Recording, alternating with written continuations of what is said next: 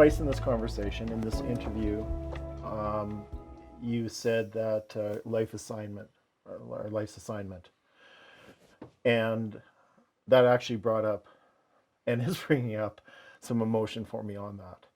And I just know that when I have this kind of emotion or when I have this kind of feeling, it's something that I have to just be present with and accept.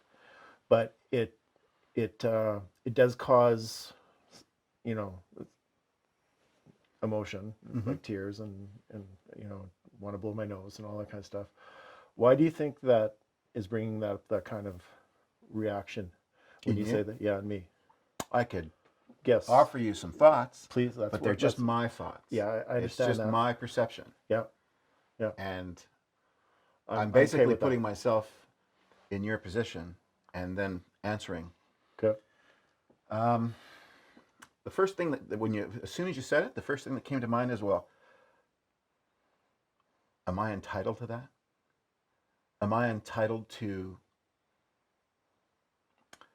some promise that I'm meant for? Because that's what the assignment is, actually. The assignment isn't like a burden. It's not like a responsibility that you don't want. It's not like something that's going to a task that you didn't. I mean, the ego didn't choose it. The self-concept didn't choose it. It was chosen for you. But it was chosen for your every happiness, your every joy, your every peace, your every satisfaction, your every connection, your every everything. Everything good. That's why it was chosen for you, right? So I'm talking about something that's kind of overwhelmingly blissful if we actually realized it. And so for me, when I hear the question that bringing up a lot of emotion, it's like, is it possible? Is it like, why am I even considering something so outlandish? Like in this world to consider something like that, I'd have to be stupid. Yeah, I'd have to, it's like a sucker's play. yeah. It's It's like, like don't give me hope. yeah, Don't it's don't beyond reality. So why even don't give, bother? yeah. Don't give me hope. Right. But the fact of the matter is, if it's synonymous with your soul, see, the soul is your guiding light.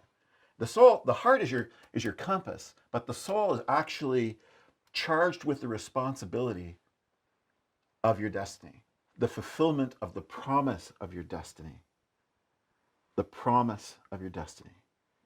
So we can either choose to recognize that there is a promise, that life isn't just this random thing that happens where, you know, it's all shit on a stick and life's a bitch and then you die, which is a common belief. We can choose to consider the possibility that even if you consider, even if you're willing to consider that maybe even 2 or 3% of what I have to say, there's some truth to it, then that means that the soul aspires to something of reality that we don't recognize. We see you talked about connection and missing it so much. But how would you know that you're really here? If there was an assignment and you were detached from it, one way you would know that you're reconnecting is if that assignment spoke to you somehow. Somehow it got through to you in spite of everything, in spite of all of the suffering that you go through, all the pain you go through, all the stuff in your life. Somehow it just comes one day, it just comes knocking on your heart's door. Knock, knock, knock, your bell rings, and all of a sudden you become aware of this possibility of that you're meant for. See, I don't believe we were given a life without a path. I do not believe that. That speaks of fate. That speaks of shit happens, and that we have no part in it, and we have no. It's just like this random thing, life, right? It doesn't speak of destiny. It doesn't speak of a predestination that was given us. And I believe our my personal belief is the Creator loves us so much that he gave us a predestination. The Bible, not that I'm religious in any way, because I'm not, but one of the famous stories in the Bible is the Promised Land.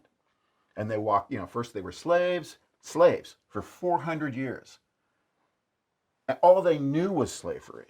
They didn't have a clue beyond slavery. Then the deliverer, Moses, shows up, delivers them from slavery. Then they go walk around in the desert for 40 years. And then they enter the Promised Land, the land of milk and honey. See, That's a story. And you can go, well, yeah, that's just a fairy tale that's in the Bible. But I don't, to me, that's your birthright. That's synonymous with who you are. And the spirit, your spirit, my spirit, knows that. It knows that.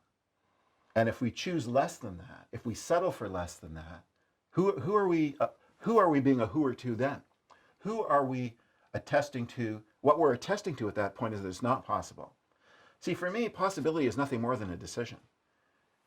It's a choice for something. Now, whether you get that today, or whether we get there today, tomorrow, or 100 years from now, or even in this lifetime if we don't get there, it makes no difference because we're choosing it. We're choosing it for ourselves.